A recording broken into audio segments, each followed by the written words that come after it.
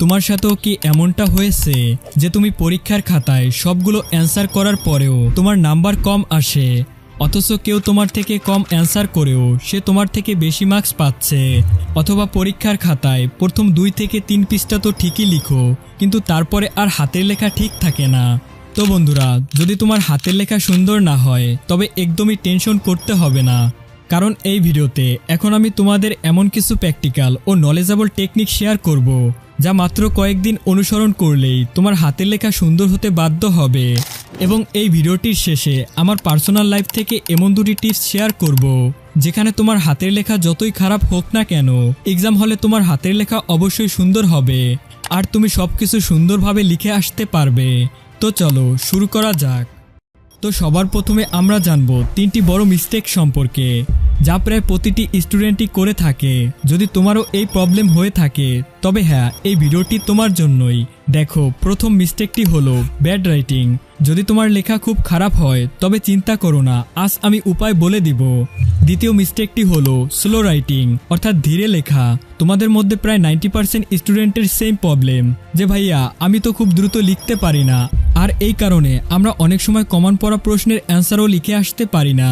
তৃতীয় মিস্টেকটি হলো এক্সামের শুরুতে খুব সুন্দর করে লেখা বাট শেষে খুব খারাপ লেখা। তো আমাকে কমেন্ট করে অবশ্যই বলো তুমিও এটা করো কিনা, তোমার সাথেও এটা হয় কিনা, কারণ আমার স্কুলের সময় আমার সাথে এমনটা অনেক হতো। হ্যাঁ, এমনটাই হতো। শুরুতে তো আমি খুব ধীরে ধীরে সুন্দর করে লিখতাম, কিন্তু যতই সময় চলে যেত ততই আমার হাতের লেখা বিশ্রী আর খারাপ হতে থাকতো। এমনকি শেষ পর্যায়ে আমার হাতের লেখা ডাক্তারদের মতো হয়ে যেত, যা একজন টিচার কখনোই বুঝতে পারতেন না, যে কারণে অনেক নাম্বার কাটা যেত, কিন্তু তখন আমাকে কেউ বলার ছিল না।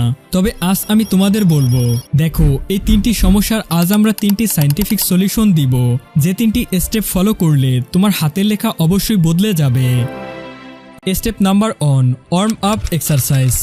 দেখো, ইমাজিন করো তোমার কোনো এক্সাম হতে পারে, সেটা বোর্ড এক্সাম, স্কুল এক্সাম বা যে কোনো এক্সাম। তো সেই এক্সামের 5 মিনিট পূর্বে তোমাকে একটি খালি পেজ নিতে হবে, আর সেই পেজের মধ্যে তোমাকে ছোট ছোট 3টি হ্যান্ড এক্সারসাইজ করতে হবে মাত্র 30 সেকেন্ড সময় নিয়ে। এভাবে কিছু লাইন লিখতে হবে, তারপর এভাবে কিছু লাইন লিখতে হবে, আর শেষে এভাবে কিছু ডুডলিং করতে হবে। এটা কি? এটা হলো ওয়ার্ম আপ এক্সারসাইজ। যখনই তোমার এক্সাম শুরু হবে তার ঠিক 5 থেকে 10 মিনিট পূর্বে 30 থেকে 40 সেকেন্ড তোমাকে এই ওয়ার্ম আপ এক্সারসাইজটি করতে হবে। যদি তোমার অ্যান্সার শিটের লাস্ট পেজে রাব করা অ্যালাউ থাকে তবে সেখানেও করতে পারো, কিন্তু হ্যাঁ, এখন এটা কেন করবে, এর সায়েন্টিফিক রিজন কি? তো চলো এর সায়েন্টিফিক রিজন জানি। দেখো, এক্সামের শুরুতে যখনই তুমি লেখা স্টার্ট করো তো তখন খুব স্লো লিখতে শুরু করো। এর কারণ কি? এর সায়েন্টিফিক কারণ হলো তখন তোমার ব্রেনের সাথে তোমার হ্যান্ড কোঅর্ডিনেশন ঠিক থাকে না, কিন্তু যখনই তুমি ওয়ার্ম আপ এক্সারসাইজটি করে নিবে তখন তোমার ব্রেন আর হ্যান্ড কোঅর্ডিনেশনের মধ্যে একটি লিঙ্ক তৈরি হয়ে যাবে, যার ফলে তুমি তোমার এক্সামের শুরুতেই খুব দ্রুত লিখতে পারবে। Step number 2, analyse your hand writing. তুমি হয়তো বলবে ভাইয়া আমার তো হাতের লেখাই খারাপ, কিন্তু কেন খারাপ? কারণ তুমি কখনো তোমার হাতের লেখা অ্যানালাইসই করনি। তোমাদের মধ্যে প্রায় স্টুডেন্টের হাতের লেখা খারাপ হওয়ার মেজর কারণটি হলো নিজেদের হাতের লেখা অ্যানালাইজ না করা, মিস্টেকগুলো ডিফাইন না করা। আমি এখন পর্যন্ত অনেক স্টুডেন্টের খাতা দেখেছি আর তাদের হাতের লেখা খারাপ হওয়ার 5টি মেজর মিস্টেকও খুঁজে বের করেছি। হ্যাঁ, যদি তুমি এই 5টি মিস্টেককে মনোযোগ সহকারে দেখো তবে তোমার হাতের লেখার প্রবলেমটি অলমোস্ট সলভ হয়ে যাবে। এখন আমি তোমাদের প্রতিটি ভুল বুঝিয়ে বলবো আর তোমাকে সেটি নিজের সাথে রিলেট করতে হবে যে সেই ভুলটি তুমি করছো কিনা। Number 1, gap between word. দেখো, এখানে একটি লেখা আছে আই অ্যাম এ স্টুডেন্ট। এখন এখানে একটু লক্ষ্য করো, একটি ওয়ার্ড থেকে অন্য ওয়ার্ড পর্যন্ত কোনোটার দূরত্ব বেশি আবার কোনোটার দূরত্ব কম, যার কারণে লেখাগুলো খুবই বিচ্ছিরি ও এলোমেলো মনে হয়। তো এই কারণেই যখন এই লেখাটি একজন পরীক্ষক দেখেন তখন তার পড়তে সমস্যা হয়, যেজন্য তোমার রাইটিং খারাপ মনে হয়। তো এবার দেখো তুমি এই মিস্টেকটি করো কিনা। যদি করো তবে তোমার ব্রেন ও হ্যান্ড কোঅর্ডিনেশন ঠিক নেই, তাই তোমাকে আগামী 7 দিন একটু স্লো লেখার প্র্যাকটিস করতে হবে। Number 2, big or small size of letter. দেখো, তোমাদের মধ্যে অনেক স্টুডেন্ট আসো যারা এমন ছোট ছোট করে লিখো, আবার অনেক স্টুডেন্ট আসো যারা খুব বড় বড় করে অক্ষর লিখো। তো এবার একটু অ্যানালাইজ করো, তুমি কি খুব ছোট ছোট লিখো নাকি খুব বড় করে লিখো। যদি তুমি এমন ছোট বা বড় লিখো তার মানে তুমি কলমটি ভুলভাবে ধরেছো। তাই যদি খুব ছোট লিখো তবে কলমটি অবশ্যই ঠিকভাবে ধরো। দেখো কিভাবে কলমটি ধরলে তোমার হাতের লেখা সুন্দর বের হয় আর বড় এবং ছোট লেখার মধ্যে ব্যালেন্স করে লিখতে পারো। ঠিক এভাবে কয়েকদিন বাসায় প্র্যাকটিস করো। তবে হ্যাঁ, যদি তোমার হাতের লেখা খুব খারাপ হয়ে থাকে তবে তুমি একটু বড় করে লিখো। এতে করে এক্সামিনার সহজেই তোমার হাতের লেখা বুঝতে পারবেন আর তোমার ব্যাড রাইটিংয়ের জন্য মার্কসও কাটা যাবে না। নাম্বার 3, থিক রাইটিং অর্থাৎ মোটা করে লেখা। প্রথমে এই লেখাটি দেখো, এখানে লেখাটি খুব মোটা হয়েছে, যে কারণে লেখাগুলো ওভারল্যাপ করছে, তাই লেখাগুলো অস্পষ্ট ও বোঝা যাচ্ছে না। দেখো হাতের লেখা মোটা বের হওয়ার মানে তুমি কলমটিতে খুব প্রেসার দিয়ে লিখছো, তাই কলমে অতিরিক্ত প্রেসার না দিয়ে স্বাভাবিকভাবে লিখো। Number 4, tilted word. হ্যাঁ, তোমাদের মধ্যে অনেক স্টুডেন্ট আছো যারা লেখাগুলো তেরা বা বাঁকা করে লিখো, যেমন অনেকটাই এরকম।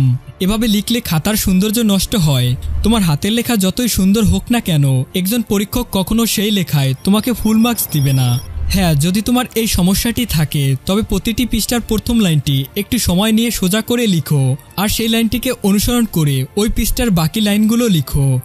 Number 5, problem with on letter. আমি অনেক স্টুডেন্টকে দেখেছি যাদের অক্ষরগুলো স্পষ্ট নয়, যেমন GSN। তারা এই অক্ষরগুলো এমনভাবে লিখে যা একজন এক্সামিনার বুঝতেই পারে না তুমি এখানে কি লিখতে চাইছো।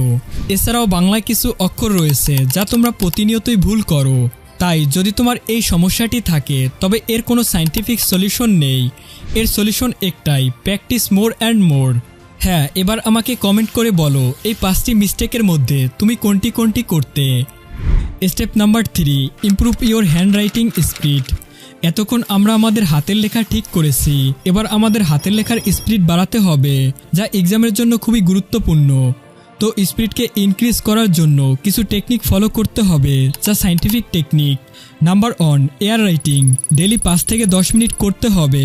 এখন এয়ার রাইটিং কি? এয়ার রাইটিং হলো খাতা বা কলম ছাড়া তুমি জাস্ট ইমাজিন করো তোমার হাতের আঙুল একটি কলম আর তুমি এই কলম দিয়ে এখন কিছু লিখছো। এতে কি হবে? তোমার ব্রেন এবং হ্যান্ড কোঅর্ডিনেশন ইমপ্রুভ হবে আর এক্সামের সময় তোমার হাতের লেখার স্পিড বেড়ে যাবে। হ্যাঁ, এটাকেই এয়ার রাইটিং বলে। Number 2, move hand not rest. যদি তোমার হাতের লেখা খুব স্লো মনে হয় তার মানে তুমি লেখার টাইমে তোমার কবজি মুভ করো, তাই লেখার টাইমে কবজি মুভ না করে হাতটাই মুভ করো। এতে এক্সামে তোমার হাতের লেখার স্পিড বেড়ে যাবে। তো হাতের লেখার স্পিড বাড়াতে জাস্ট এই 2টি সায়েন্টিফিক টেকনিক ফলো করো। তো বন্ধুরা, এখন আমি তোমাদের সাথে আমার লাইফ থেকে এমন 2টি পার্সোনাল টিপস শেয়ার করব। এতে তোমার হাতের লেখা যতই খারাপ হোক না কেন, এক্সাম হলে তোমার হাতের লেখা অবশ্যই সুন্দর হবে। টিপস নাম্বার 1, দেখো তোমার হাতের লেখা যতই খারাপ হোক না কেন, এক্সাম হলে তোমাকে মাত্র কয়েকটি বিষয় খেয়াল রেখে অ্যান্সার শিটে উত্তর লিখতে হবে। প্রথমত, যদি তোমার হাতের লেখা বাঁকা হয় তবে তোমাকে প্রতিটি লাইন সোজা করে লিখতে হবে। দ্বিতীয়ত, বাংলাদেশ বোর্ড সিস্টেম হলো এক পৃষ্ঠায় 14টি লাইন লেখা। তুমি চেষ্টা করবে এক পৃষ্ঠায় 14টি লাইন লিখতে, এর বেশি বা কম নয়। এটা খাতাকে দেখতে পরিপূর্ণ ও সুন্দর করে।